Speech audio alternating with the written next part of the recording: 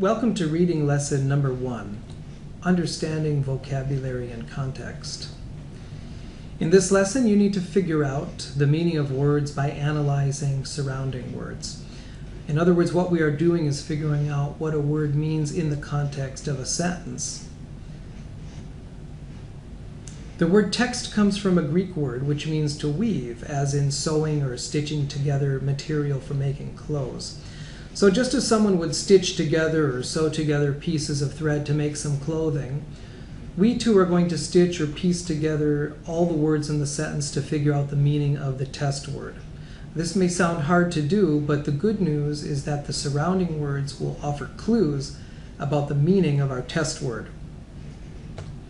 On the exam, there are really two groups of words. There are academic words, or big words, and the other group has easy words, words we have seen before quite often, but they have some various uses.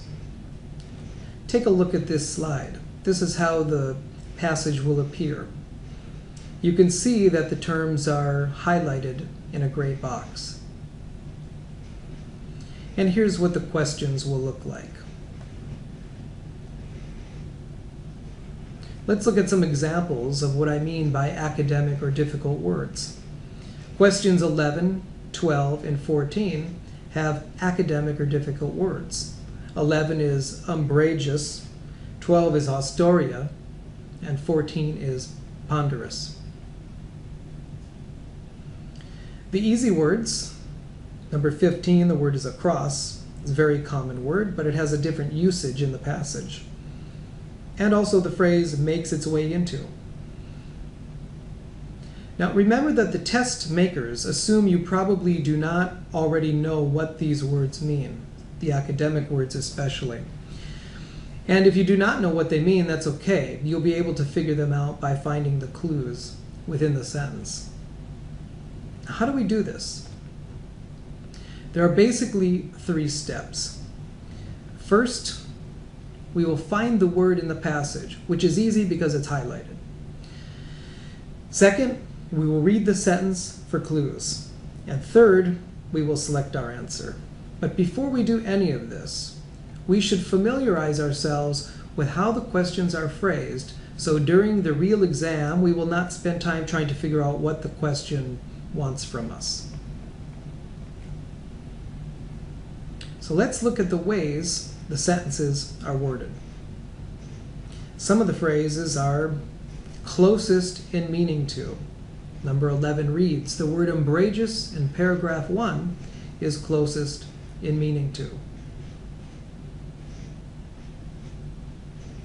Another variation on that is hostoria in paragraph 1 are most likely, so we have that phrase most likely. Or another synonymous phrase, could best be replaced by. So these are the ways that the questions will be worded on the exam. All right, now that we know how the question is worded, let's figure out how to do the answers. The first step is to find the word in the passage. The test makers have made this very easy for us. They're being very nice. Everything is highlighted in a gray box. You can see the word umbrageous highlighted, hostoria, the phrase makes its way into, the word ponderous, and the word across. Very easy to spot because of the highlight. The second step is far more difficult. We will read the entire sentence carefully, looking for clues. Let's look at this one. The sentence reads, because they do not need sunlight to survive, parasitic plants are generally found in umbrageous areas rather than in areas exposed to direct sunlight. What are the clues? Well, parasitic plants do not need sunlight to survive.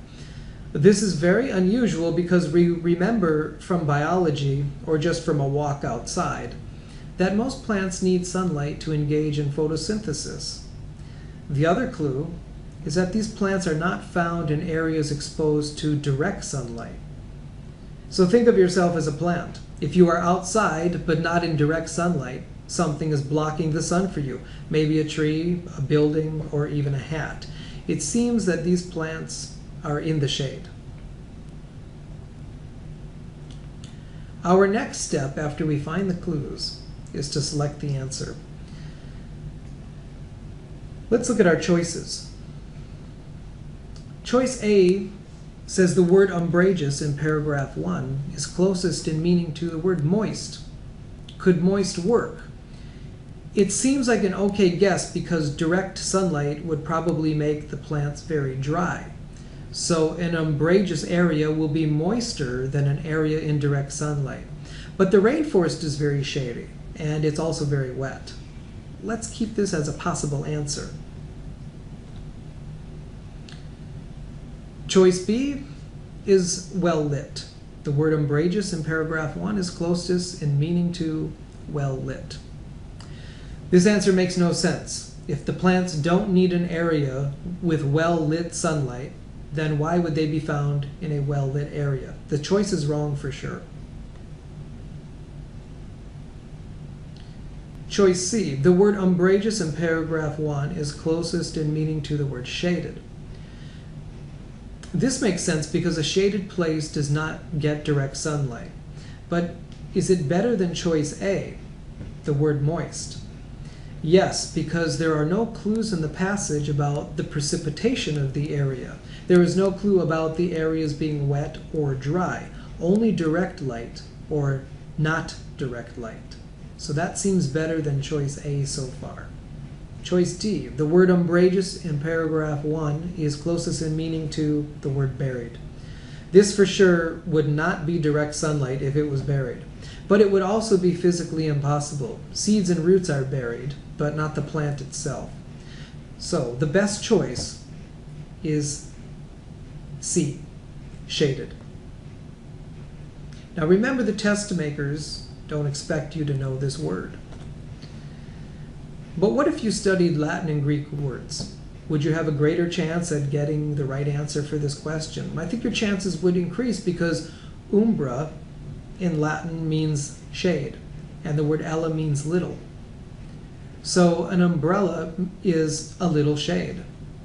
The test makers do not expect you to know the word umbrageous, but if you study the Latin and Greek root words, you may gain an advantage. Let's look at example 2. The test word is across. That's classified as an easy word. We've all heard it before. It's a common preposition to talk about going from one place to another. But in question 15, across has a varied meaning. Let's get the answer. Step 1 is to find the word across in the passage, and we see it at the very bottom. It's the last word, in fact. The second step, again, is to read the passage carefully for clues. And we read, each of these ponderous blooms can weigh up to 15 pounds, 7 kilograms, and can measure up to 3 feet, 1 meter across. What are the clues?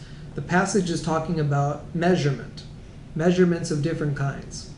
One kind of measuring is weight. We know how heavy the flower is. It's 7 kilos. The other clue is that we are measuring the distance of the bloom of the flower.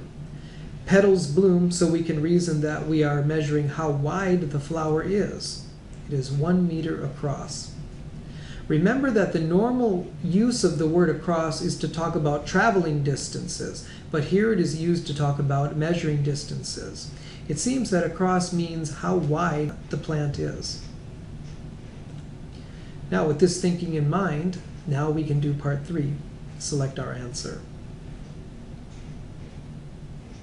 Choice A says the word across in paragraph 2 could best be replaced by in diameter. Could in diameter work?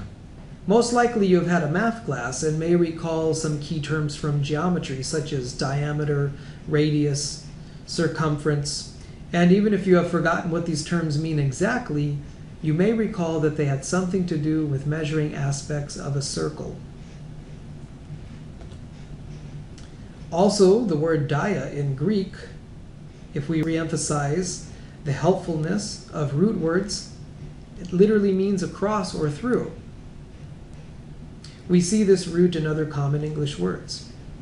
Diabetes, for example, refers to problems associated with urine going through or across the bladder. A dialogue refers to people talking to one another or speaking across by way of language. Diatonic scales in music are notes or tones that go across or stretch from one note to another, such as major or minor scales. Even the word diarrhea. Rhea means flow. This example is self-explanatory. A so far seems to be a really good choice, but we need to check the rest.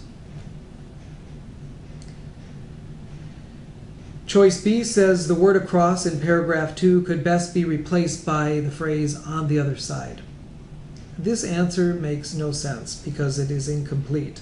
If we say it can measure up to 1 meter on the other side, we still would need to measure the first side. So this answer is incomplete. This choice is for sure wrong.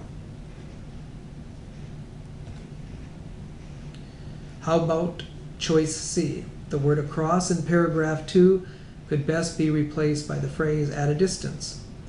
This answer also makes no sense.